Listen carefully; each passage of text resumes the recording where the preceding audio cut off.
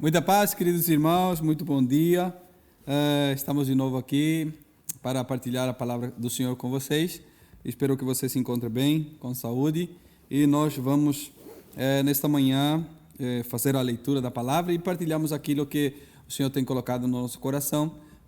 E eu quero que vocês que estão em casa possam ler também juntamente conosco para fazer todo sentido aquilo que nós estamos lendo e vocês irem acompanhando o contexto daquilo que nós vamos ler.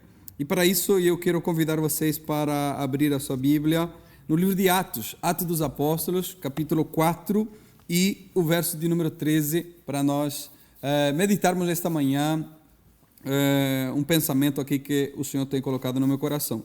Atos 4:13 diz assim: observando a coragem de Pedro e de João, e tendo notado que eram homens simples e iletrados, ficaram perplexos e reconheceram que eles haviam convivido com Jesus. E eu quero falar sobre isso. O capítulo 4 ele é um resultado daquilo que acontece no capítulo 3 do livro de Atos. Lembro que Pedro e João eles estão subindo no templo chamado Formosa e eles vão, mediante a graça de Deus na sua vida, eles vão estender as suas mãos e um homem que estava ali na porta, ele vai ser curado. E isso causou uma revolução ali na época de pessoas que não aceitavam o que eles estavam a fazer. Então, no capítulo 4, Pedro e João, eles estão sendo interrogados ou sendo trazidos diante dos sacerdotes, do capitão da guarda do templo e dos saduceus. Porque eles estão com uma mensagem que está causando, talvez, ficar o espírito dos sacerdotes, dos saduceus, ficar assim um pouco nervoso pelo tipo da mensagem que eles estão pregando. Por quê? Porque a mensagem que eles estão pregando é de um homem que morreu, mas também ressuscitou. E através da ressurreição desse homem, eles estão então fazendo milagres, prodígios e maravilhas, e estão pregando a toda a gente que ele morreu e ressuscitou ao terceiro dia. Isso causava aos saduceus, que não acreditavam na ressurreição, causava aí um certo inconforto na vida deles, mas com ousadia, com graça, com autoridade, Pedro e João estão pregando que Jesus em realidade, que foi crucificado por eles, a pedra que os construtores rejeitaram, em realidade ela é a pedra principal de toda essa construção, e Pedro está pregando isso, causando ali um desconforto na vida daqueles que não acreditavam na ressurreição. Mas nós podemos ler nas Escrituras, no capítulo 4, que mais de 5.000 pessoas acreditaram na mensagem deles, e quando eles viram aquele homem que estava à porta a pedir, naquela condição, agora está em outra condição, louvando a Deus também por aquilo que tinha acontecido na sua vida. E interessante é que as autoridades, os religiosos, o sumo sacerdote Anás, Caifás, João, Alexandre e toda a família do sumo sacerdote vieram até onde estava João e Pedro, porque eles estavam agora presos, prestes a ser interrogados por essas autoridades religiosas, e eles estão prontos a serem proibidos de falar desse homem, proibido de falar essa mensagem que está impactando a vida das pessoas. É uma mensagem completa, porque o que causava impacto não era que o homem tinha sido crucificado, porque até então Jesus não foi nem o primeiro nem o último a ser crucificado, né? Essa morte romana era praticada sempre, e depois de Jesus continuou-se a praticar. O que fazia com que essas pessoas ficarem nessa maneira é que eles estavam pregando que uma pessoa foi crucificada, mas realmente que ao terceiro dia Deus o ressuscitou dentre os mortos, e por causa disso que eles estão a pregar essa mensagem poderosa. E interessante é que essa mensagem é que faz todo sentido, que faz com que as pessoas meditem naquilo que elas fazem. Essa é uma mensagem completa de um homem que morreu por nós, mas ao terceiro dia Deus o ressuscitou. Ele doou a sua própria vida por nós, mas ao terceiro dia ele a tomou para si de novo. E isso é o poder com que eles estão a pregar. Essa é a mensagem completa que eles estão pregando. E isso me levou a pensar em algumas coisas. quando eles foram diante do sacerdote, da família do sacerdote, dos religiosos, e da guarda e dos saduceus e toda a gente que se juntou para indagar de alguma maneira, interrogar de alguma maneira esses homens, e de alguma maneira proibir a continuar a pregar isso. E o que me chamou a atenção foi esse texto aqui que nós acabamos de ler, capítulo 4, verso 13, que quando eles observaram a coragem de Pedro e de João, tendo notado que eram homens simples e iletrados, ficaram perplexos e reconheceram que eles haviam convivido com Jesus. Ou seja, o que chamou a atenção das autoridades era que realmente eles haviam convivido com Jesus. O que chamou a atenção e eles ficaram perplexos era que esses homens realmente conheciam Jesus, haviam estado com Jesus, haviam convivido com Jesus. E o conhecer Jesus, o conviver com Jesus, o ter um relacionamento íntimo com Jesus, o levava a ter essa coragem, a eles anunciar, veemente anunciar com autoridade, com coragem, que Jesus realmente tinha morrido, mas ao terceiro dia ele tinha ressuscitado com todo o poder. Isso fazia diferença na vida deles e as pessoas notaram que eles realmente conheciam Jesus. Isso faz toda a diferença. Isso me levou a pensar em várias coisas. Teve uma propaganda de um refrigerante e os refrigerantes eram com todos os açúcares e com todos aqueles componentes e não havia outro. Mas de repente alguém inventou o refrigerante light, tá? E quando se inventou o refrigerante light, ele foi um sucesso porque era novidade no mercado, não é? Até então era tudo consumido com açúcar e com toda aquela coisa. E então trouxe-se para o meio comercial o refrigerante light. E o comercial do refrigerante light dizia mais ou menos assim: temos o mesmo sabor, mas enche menos. Tem mais daquilo que eu gosto e menos daquilo que eu não gosto. Isso me levou a pensar na sociedade que nós vivemos, nos tempos que nós vivemos, e nós vivemos hoje mais ou menos como a propaganda desse refrigerante light. Nós hoje temos menos sabor, né? O sabor é o mesmo, o sabor é o mesmo, mas enche menos. E nós hoje temos mais daquilo que eu gosto e menos daquilo que eu não gosto. É mais ou menos o comercial desse refrigerante light, e o que nós estamos vivendo hoje. Então nós vamos para a igreja, nós vamos aqui para o meio cristão, e muitas vezes tem o mesmo sabor, né? Quase igual, mas enche menos, né? Então muitas vezes nós viemos às reuniões, ou assistimos reuniões, ou vemos mensagens pela internet, que tem quase o mesmo sabor, mas quando nós desligamos, ou saímos, ou vamos embora, nós voltamos a ter fome de novo. Então é mais ou menos esse comercial do refrigerante. Tem o mesmo sabor, mas enche menos. Tem mais daquilo que eu gosto e menos daquilo que eu não gosto. Então, através dos anos que foram passando e nós nos aproximamos agora, nesse ano, nós vemos que as nossas pregações, né, têm quase o mesmo sabor, mas não enche tanto. As mensagens que nós ouvimos hoje, elas têm mais daquilo que eu gosto, ou seja, as mensagens mais me alegram do que me confrontam, as mensagens mais massageiam aquilo que eu sou, aquilo que eu quero, e menos confronto, menos me leva ao arrependimento dos meus pecados, né? Então isso me levou a pensar na vida desses homens, na vida de Pedro e João, no caso que nós acabamos de ler. Na vida de Pedro e João não tinham essa alteração para refrigerante light.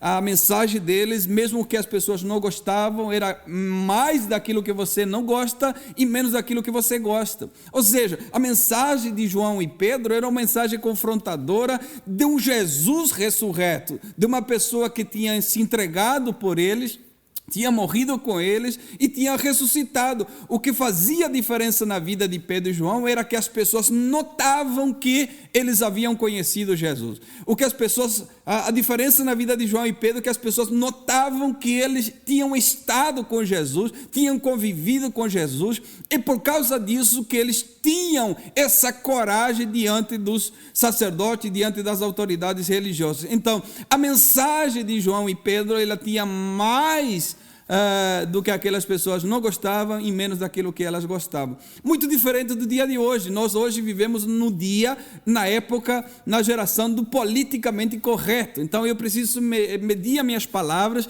eu preciso não ferir as pessoas que me ouvem, eu preciso tomar cuidado por onde ando, por onde piso, porque pode ser que uma pessoa ouve a mensagem e pode ficar nervoso, pode ficar estressado, pode ficar talvez chateado com aquilo que eu estou dizendo. Então nós vivemos essa época onde que nós precisamos medir as nossas palavras, medir aquilo que nós falamos para não causar talvez um dano na vida das pessoas. E muitas vezes nós escolhemos falar o politicamente correto e não falar aquilo que é a verdade. Então nós muitas vezes bebemos desse refrigerante light. Nós muitas vezes falamos mais daquilo que a pessoa gosta e não daquilo que a pessoa menos gosta. Muitas vezes nós tentamos dar o mesmo sabor, maquiamos a mensagem para ter o mesmo sabor, mas enche menos. Isso vai te encher menos. É o mesmo resultado que tem o refrigerante, e ali vieram muitos produtos acompanhando esses tipos de produtos que é vendido na sociedade. Refrigerante light, é descafeinado e é tanta coisa. Só que a partir do momento que eu crio um refrigerante light, eu estou alterando a originalidade do produto, porque o produto não era desse jeito. Eu estou tentando copiar o sabor e tentar dar alguns benefícios para a pessoa que vai consumir aquilo. Então eu estou alterando aquilo que era original, e isso é um perigo muito grande. Quando nós vamos pensar nisso na palavra, é um perigo muito grande eu alterar o original. Eu jamais consigo ou posso alterar o original da palavra. Então eu não posso trazer a palavra para mim, fazer um filtro e dizer, epa, eu preciso abrandar isso aqui, eu preciso ser um pouquinho mais light naquilo aqui.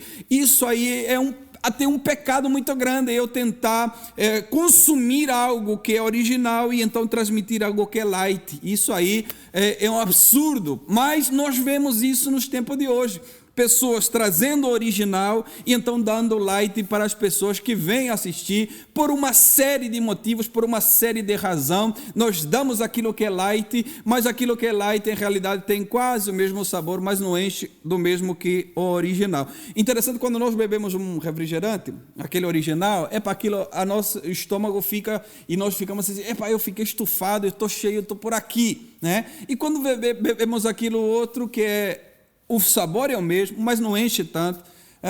É mais ou menos assim o que está a acontecer quando nós alteramos aquilo que é original. E interessante é que o confronto da palavra a nós produz uma mudança e nos leva a ter um relacionamento verdadeiro e sincero com Jesus. Porque a palavra que vem para confrontar a nossa vida não é para nos jogar para baixo, não é para nos tirar da presença. Quando nós sentimos que a palavra vem para confrontar a nossa vida, é porque algo nós precisamos mudar. Quando a palavra vem confrontar a nossa existência aqui, os nossos comportamentos, eu preciso me moldar aquilo que a originalidade da palavra me diz que eu preciso fazer.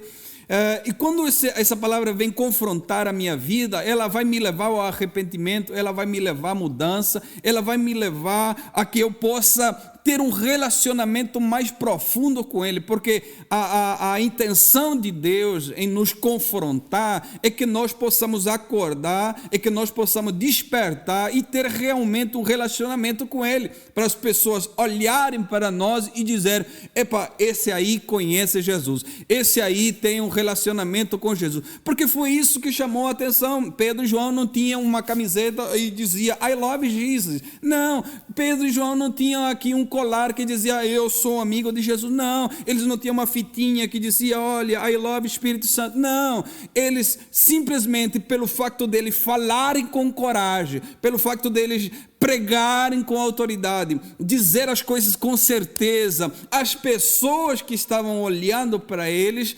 perceberam e disseram, olha, esses fulanos aqui, eles são simples, eles são iletrados, mas com certeza eles conhecem Jesus, eles estiveram com ele, porque só quem esteve com ele, só quem conviveu com ele, só quem teve um relacionamento com ele consegue falar do jeito que esses fulanos falam.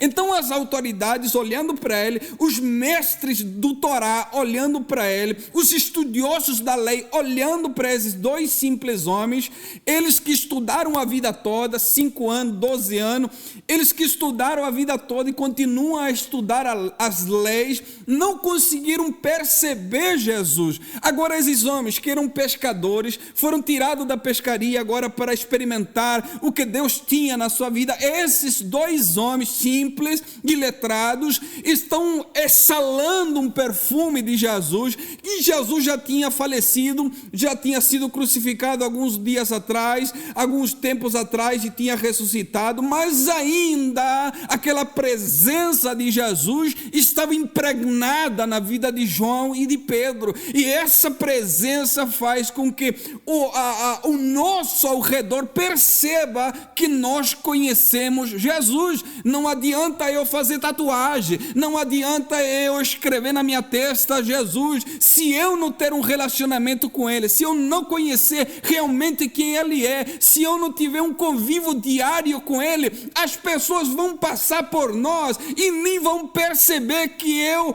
conheço de alguma maneira Jesus. O pertencer a uma placa de igreja, a uma comunidade cristã, isso não me faz que as pessoas percebam que eu conheço Jesus. Então esses dois estão diante das autoridades maiores e religiões que tinham na época. Eles são estudiosos, eles são sacerdotes, eles são sumos sacerdotes, a família estava lá, mas nenhum deles tinham presenciado na sua vida alguém dizer para eles: olha, o sumo sacerdote, com certeza ele conhece. Não.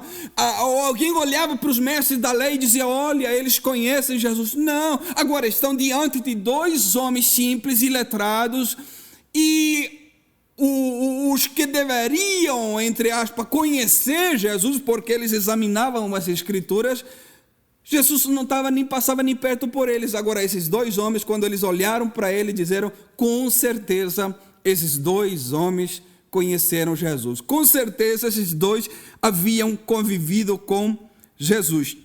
E eles se admiraram pela coragem desses dois homens. Imagina você estar diante de toda a autoridade, estava ali as autoridades religiosas, os mestres, os saduceus, diante deles vocês dois ali, e diante deles você expressar uma reação de coragem, né? E coragem, quando você vai pesquisar o que significa coragem, é a capacidade de agir apesar do medo, do temor e da intimidação. Essa é a coragem. Coragem não é ausência de medo. Coragem é você agir apesar do medo. Então esses dois homens estão aqui diante das autoridades, mas mesmo assim, com toda a coragem, né, eles reconheceram que esses dois homens haviam convivido com Jesus. O reconhecimento que eles haviam vivido com Jesus, convivido com Jesus, foi tanto, o impacto na vida dessas pessoas foi tanto, que eles reconheceram que realmente Jesus havia estado com eles, que eles haviam convivido com Jesus.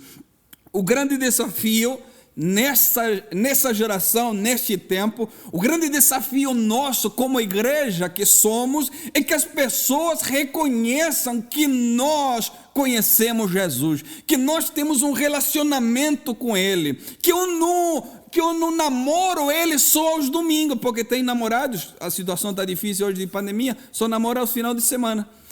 E nós pensamos que o nosso relacionamento é a mesma com Jesus.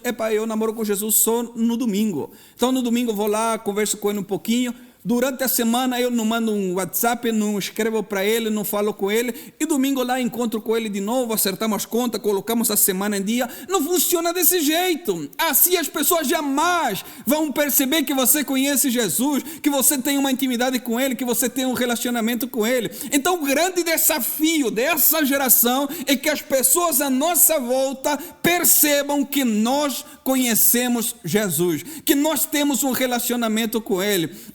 Eu posso dizer, eu gosto de Jesus, eu tenho um relacionamento com Jesus. Isso não é o problema.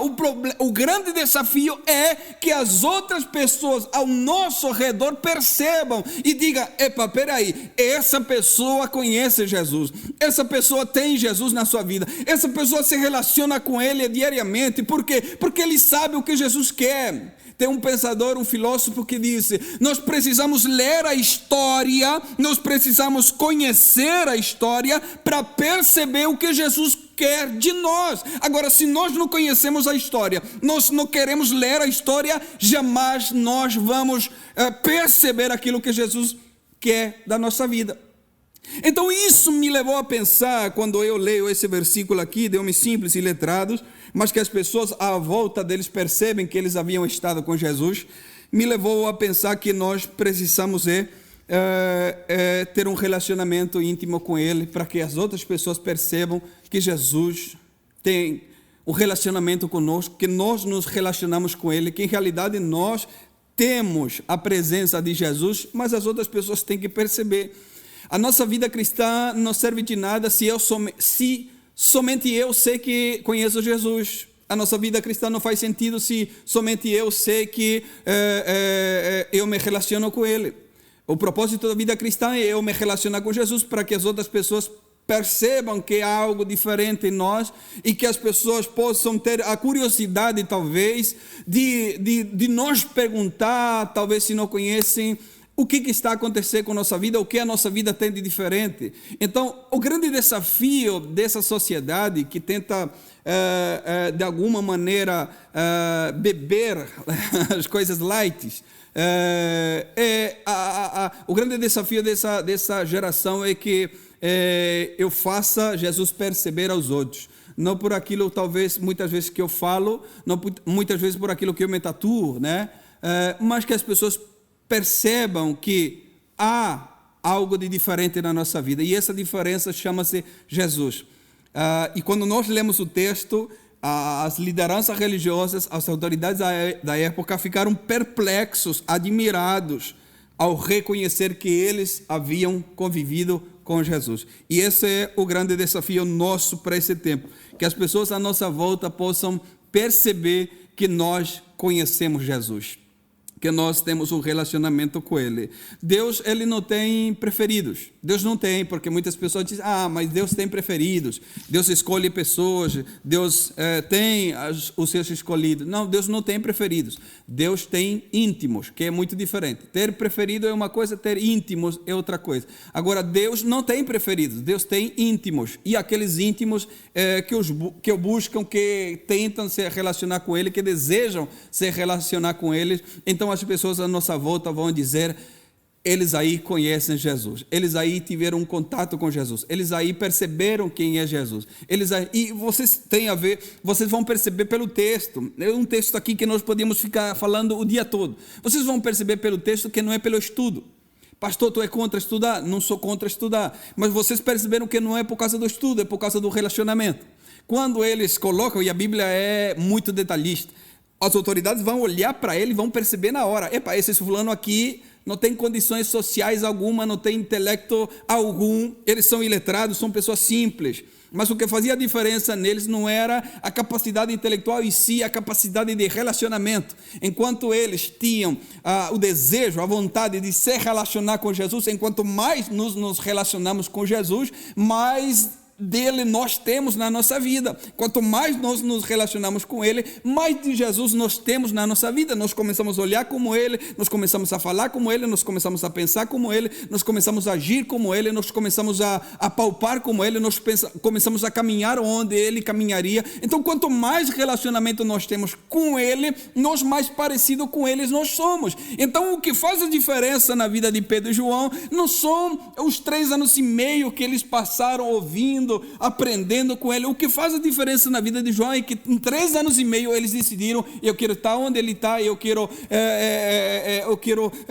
conviver onde que ele convive, eu quero fazer o que ele faz, eu quero me parecer com ele. Então, quando Jesus os deixa, o que faz toda a diferença é que eles estão muito demais parecidos com aquilo que Jesus desejaria fazer, ou com aquilo que Jesus desejou fazer. Então eles estão a pregar uma mensagem diferente, porém uma mensagem original. Não é uma mensagem alterada, não é uma mensagem que não enche as pessoas. Não, essa mensagem tem muito mais daquilo que as pessoas não gostam do que aquilo que as pessoas gostam. Essa mensagem que eles têm, ela tem um sabor original, mas é um sabor que enche. Por quê? Porque as pessoas que ouvem e aceitam essa mensagem que João e Pedro estão a pregar, essas pessoas são transformadas e decidem então seguir esses homens. E já aqui nessa altura são mais de 5.000 pessoas que decidiram comer dessa comida que enche a sua vida. Então começaram a seguir Jesus